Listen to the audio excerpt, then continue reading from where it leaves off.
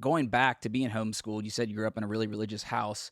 For you, talking about mental health, how did that affect your life personally on the inside? I mean, listen, like I had a lot of really, I struggled a lot even back then. Even as a kid, I was really unstable mentally. I was suicidal. I was violent. I was like, out of control, major meltdowns, obviously something wrong. But my parents were the kind of religious where like, I saw Christian therapists. I did Mm. not see any real therapists, and they were very against putting me on any sort of medication. And like, it just never was a path they were willing to explore. Like they wanted me to pray it all away. They did not want me to talk to any normal, reputable like mental health specialist. For you, you mentioned having a suicidal thought. How young were you when that first happened, and can you point to what directed you to that? Yeah, absolutely. I was like probably 13, and it was definitely like thinking I was going to hell or that I was going to be gay, and there was nothing I could do to change it. Did those suicidal thoughts ever come back from 13 Yeah, later? for sure. Did you battle those throughout New York, LA when you were doing open Um, mics? And no, I would say it was much more in the last like 5 years, probably like post a lot of the success, honestly, was when it really came back, I think, because it is this thing of like suddenly you have everything that you thought would make you really, really happy, and then you don't have like, and if it doesn't, then it is just really hard to like be like, well, then what, you know? yeah.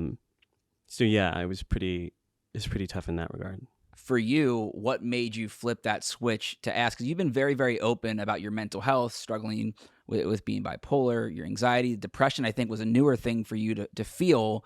But you've been open about everything. Right. What kind of made you go get help? I mean, it was just like increasingly year after year getting really hard to not fuck up my life with, you know, what I now recognize were, you know, hypomanic or depressive cycles in my life. And like, you know, I would do things like try and quit jobs that I was cast in an NBC sitcom. It was a huge, big break for me. It was life-changing. It was the only, like, the money that I made from that short-lived first season of that show was the reason I was able to pay off my student loans and like get myself out of massive debt and like set myself up to be, you know, somewhat financially secure for the first time in my entire life. And I was manic and tried to quit that job, locked myself in my house for 3 days. And there were like constant instances of things like that popping up in my life where I would fuck up a relationship or I would fuck up a career thing or almost fuck up a career thing. And it just became so untenable that I finally, you know, saw a psychologist or psychiatrist rather. And that's when, you know, we put the pieces together and I was diagnosed BP2. And that was like the start of a journey where like I was able to put a name to it, and then which was really like it's tough to have someone tell you you have that disease.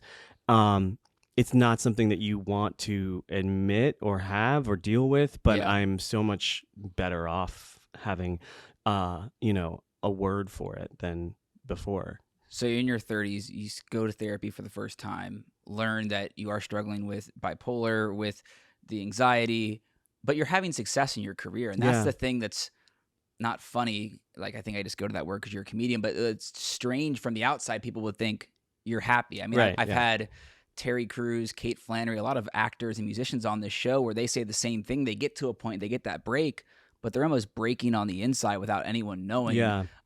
When did you feel comfortable being more open about how you're feeling, what you're going through? I mean, for me, I think I've always been really transparent about almost every part of my life on stage. Like I mine a lot of my personal life from my material. So many of the things that I write are from personal experience. So it wasn't a problem of like being afraid to address it or talk about it. For me, it was like not wanting to put a name to it. And I think that's what held me back for so long. And also like being a little apprehensive about wanting to treat it too, because listen, like I get a shit ton done when I'm manic.